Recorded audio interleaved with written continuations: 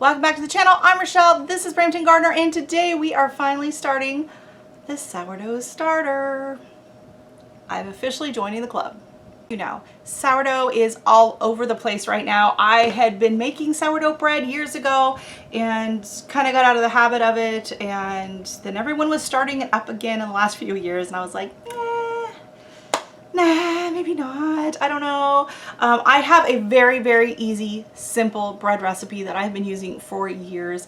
It is 4 ingredients. It's called 5-minute artisan bread. It is super simple. It is super easy. It is delicious. There's no kneading required. Like, it is the easiest thing you've ever made, and it's really good. But there are taste and health benefits to sourdough, and I've been looking into, there was a local place here in Toronto area called Kensington Market, and she had sourced the sourdough starter from over 100-year sourdough starter from San Francisco. And I grew up on the West Coast. To me, San Francisco sourdough bread is as good as it gets. That is the style of sourdough that I really like. So when I found out that that's where her starter had been sourced from, I was very interested, but I still didn't bite the bullet. I still didn't go ahead and buy it. I've been thinking about it. I'm following her on Instagram, been debating it. Do I really want to get into this? Do I really want to start this? I don't know. And then last month we were visiting some friends of ours, and she was like, oh hey, look what I got. So she had bought a few different ones, and so she gave me a pack to try out. And so I was like, well, okay, I guess that's a sign. So there are a lot of different videos online. I binged watched this week, kind of prepping myself mentally for it. I don't know why I've been so nervous about actually starting it.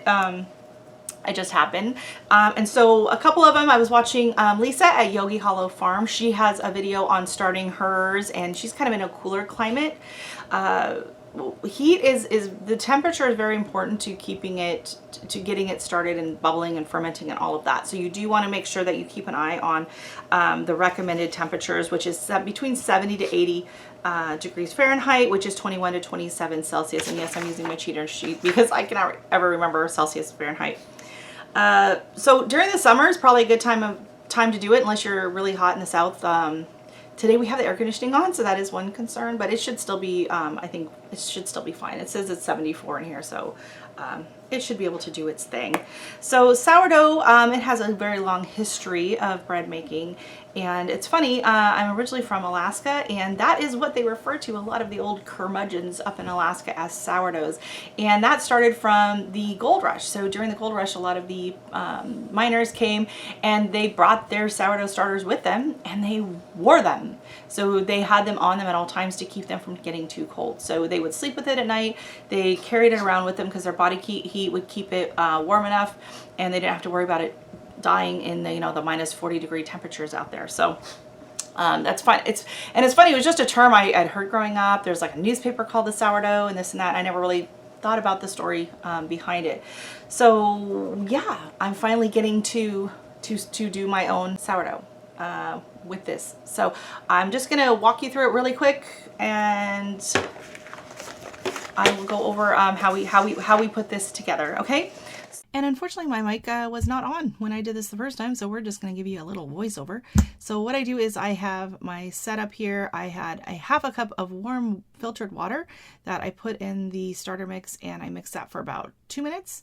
And then I dumped in a half a cup of flour plus 2 tablespoons flour, and I got it all nice and mixed. I scraped down the sides, and then I covered it with a piece of cheesecloth.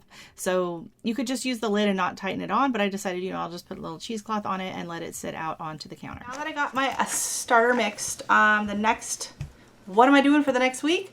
I am day 2. I am just gonna be stirring the heck out of it, and yes, cheat sheets. Day 3, there might be bubbles and a bit of a sour smell. That's really exciting. At that point, so day 3, I'm gonna stir in half a cup of flour first, and then up to half a cup of water, and I want to just make sure I keep it a nice thick pasty like consistency, not too much water. Day 4, same thing, half and half a cup of each. Day 5, apparently this is going to be the hardest part. Day 5, you're going to dump half of your starter into the garbage. Just do it, be merciless, it says. And then you're going to add back 1 whole cup of flour and up to a cup of water.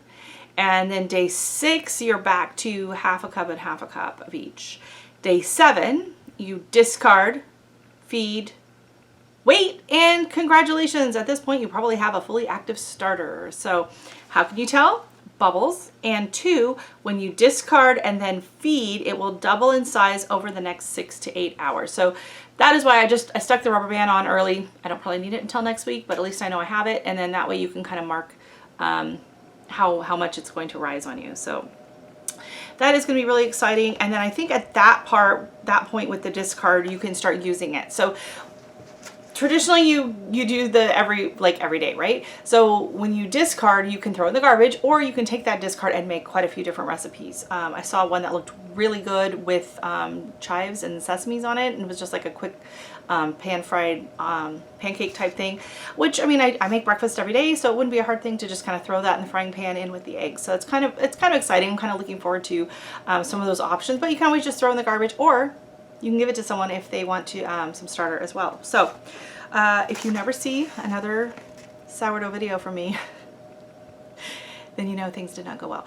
I don't see why they won't. I have for all intents and purposes, I think this is going to go smashingly, and I'm really looking forward to tasting it. I'm probably not going to be filming like the whole process of actually making it the first time, because the first time I just want to not be stressed out and not have to film it and whatever. You might see snippets here and there and some pictures at the end. Will I go and make a full video on baking it? I don't know. Like, I don't do a lot of cooking videos, and there's already so many out there that are amazing, but this is just me getting started, finally kicking myself in the butt and getting going on that.